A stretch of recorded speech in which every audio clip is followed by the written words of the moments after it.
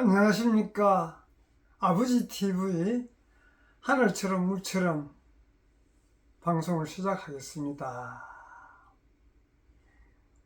오늘은 저에게 큰 또 단점인 사랑에 대해서 한번 같이 나누어 봤으면 합니다. 우리가 흔히 일상생활을 하면서 사랑 많은 단어로 사용하고 있죠. 어디든지 사랑이 포함되지 않는 데가 있겠습니까? 상대를 아끼는 것도 사랑이고 상대를 꾸짖는 것도 사랑입니다. 사랑이 없으면 상대에게 좋은 이야기만 하지 싫어하는 이야기를 하겠습니까?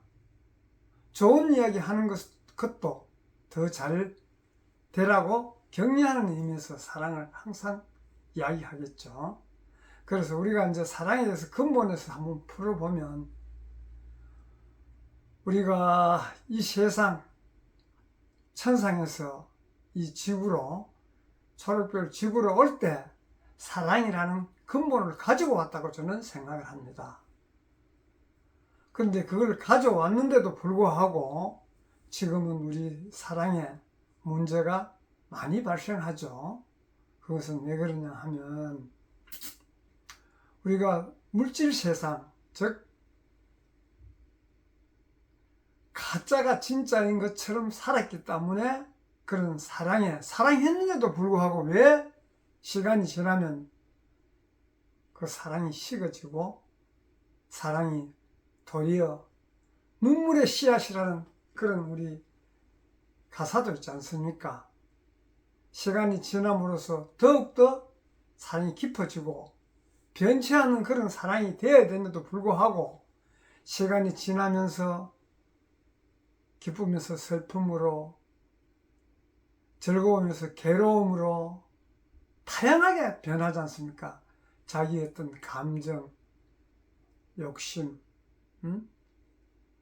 이런 부분들을 앞세우기 때문에 그렇게 된다고 저는 생각을 합니다. 그래서 사실을 알고 보면 사랑이 곧 생명이고 물입니다. 사랑스러워하는 사랑하는 그런 마음이 지극하면 꺼져가는 생명도 다시 일으킬 수도 있고, 진정한 사랑으로 상대를 생각한다라기보다 진정한 사랑으로 보살피면 다 회복이 되고 다 서로가 서로를 이해하는 그런 마음으로, 받는 사람 입장에서도 진정한 사랑으로 주고받음이 없는 그런 사랑이 있다는 것을 이 시간에 또 말씀드리고 싶습니다. 우리가 천상에서 올 때 사랑이라는 근본을 가져왔는 것이 바로 본영, 본존재, 근본의 자리, 거기에서 사랑은 변함이 없습니다. 주고받음도 없고, 나의 근본의 자리에서 사랑이 변함이 없는 것과 마찬가지로 상대의 근본의 자리에서도 사랑이 변함이 없습니다. 사랑은 변한다는 그 자체는 우리가 물질적으로 육혼적으로 살아왔기 때문에, 바다에 파도가 칠 때는 파도가 일어났다가 사라지면 그대로 또 바다지 않습니까? 일시적으로 그와 마찬가지로 우리가 물질에 의한 어떤 사랑의 정도를 표현하는 그런 삶을 우리 선천시대에서는 살아왔습니다. 어쩔 수 없었습니다. 물질적으로 어렵고 힘드니까 물질적으로 도움을 주기 위해서 물질의 잣대로 사랑을 평가할 수도 있었고, 또 주고받음의 그 크기, 이런 부분들을 우리는 선천시대에 살았기 때문에 막 그런 경험을 모두 많이 했을 걸로 저는 생각합니다. 그런데 근본에서 보면 물이 어디 흐름이 받으려고 흐릅니까? 하늘의 사랑이, 하늘 아버지의 사랑이 대가를 바라고 사랑을 합니까? 부모가 자식을 사랑하며 어떤 대가를 바랍니까? 그렇지 않지 않습니까? 그와 마찬가지로 우리가 근본에서 사랑이라는 것을 가져왔기 때문에 그 사랑은 변함이 없고 주마줄수록 더 확장된다고 저는 생각합니다. 그래서 지금은 우리 후천시대에서 살아가기 때문에 그런 사랑으로 가정을 이루고 사회를 이루고 나라를 이룬다면 지금과 같은 이런 우리 모든 갈등이라든가 서로 불신임하고 서로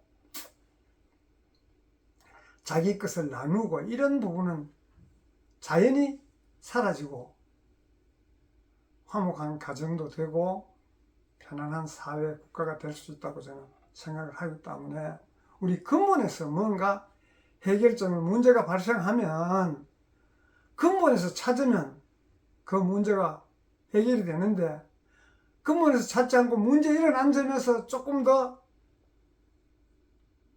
상대 입장에서 생각하고 나의 입장에서 양보하고 이런 부분은 근본적인 대안이 되지 않는다고 저는 봅니다.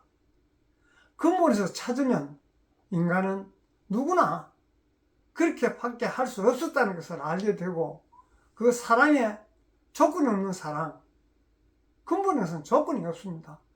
부모가 자식에 대한 사랑이 무슨 조건이 있습니까? 하늘 아버지가 우리 모든 인간들에게 어떤 조건을 바라고 사랑을 합니까? 자연도 마찬가지지 않습니까? 인간에게 사랑을 묵묵히 주기만 하지 어떤 대가를 바랍니까? 그래서 우리도 지금 이제 선천시대에 살아왔던 그런 사랑에 대한 것도 한번 반추해보고 지금 우리 부모 자식 간의 사랑도 자식을 성장시킬 때 성장시켜서 내가 어떤 대가를 받고 부모가 자식을 사랑했습니까? 그런 마음이었는데 지금은 그 사랑의 잣대를 물질, 육혼, 가짜인 것으로 자꾸 평가를 하다 보니 섭섭하니 부족하니 서운하니 내가 니를 키울 때 어떻게 했는데 그런 마음을 인간만이 가지지 않습니까? 자연은 절대 그런 마음 가지지 않습니다. 기다려주고 지켜봐주고 바르게 성장할 수 있도록 버팀목이 되어주는 그런 사랑, 하늘아버지와 같은 그런 사랑을 할 수 있는 것은 우리가 육혼이 진짜가 아니고 근본 본영 본존재가 진짜인 줄 알면 육혼은 거기에 부합해서 그런 잣대를 내려놓고 그 무한한 사랑은 이 샘솟듯 솟아난다고 저는 생각합니다. 그래서 우리가 사랑을 부모 자식 간 사랑, 부부 사랑, 온갖 사랑들은 육혼적인 사랑에서 벗어나서 가짜인 사랑에서 어떤 잣대로 많고 적음, 깊고 옅고 이런 부분을 떠나서 근본에서 보면 깊고 옅고 이런 부분이 없습니다. 완벽하게 갖춰져 있는 그런 모든 것들이 갖춰져 있기 때문에 우리가 생각으로, 육혼은 생각으로, 감정으로, 분별로 이런 쪽하고는 그래서 그렇게 해서는 그에 대한 어떤 정답을 찾을 수가 없습니다. 그래서 우리 근본적에서 근본으로 보면 서로가 서로를 사랑함이 그저 주고받고가 아니고 그저 내가 상대를 사랑하면 상대는 저절로 나를 사랑하게 되고 그래서 사랑의 어떤 잣대 크고 낮고 깊고 옅은 그런 부분들이 없습니다. 그냥 영원하게 줌도 없고 받음도 없고 그저 자기의 어떤 역할을 할 뿐입니다. 그래서 우리가 그런 사랑을 선천시대에서는 살기가 어려웠고 힘들어서 별로 못 느꼈다 하면 지금은 우리가 인생 후반 나이 들어가면서 좀 근본을 찾으면 아량이라든지 배려라든지 이런 게 필요가 없습니다. 근본에서 보면 저절로 그렇게 할 수밖에 없도록 다 만들어져 있어요. 그래서 우리가 그런 근본을 찾아가는 여정을 대충 이렇게 오늘 나눔을 해 보았습니다. 아직 뭐 세세하게는 못했지만 그래도 그런 원리가 있구나 하는 정도만 이해하시면 앞으로 모든 일들이 자기가 이해할 수 있는 그런 부분으로 정리가 된다고 저는 후천시대는 생각을 합니다. 그래서 좀 더 순수해지고, 물론 뭐 순수해지려고 해서 순수해지는 것은 아니지만은 근본의 자리를 알면 자연이 순수하게 됩니다. 자연은 거짓이 없지 않습니까? 그와 마찬가지로 이렇게 그런 인생, 멋진 인생 한번 살아야 안 되겠습니까? 감사합니다. 오늘은 여기서 마치겠습니다.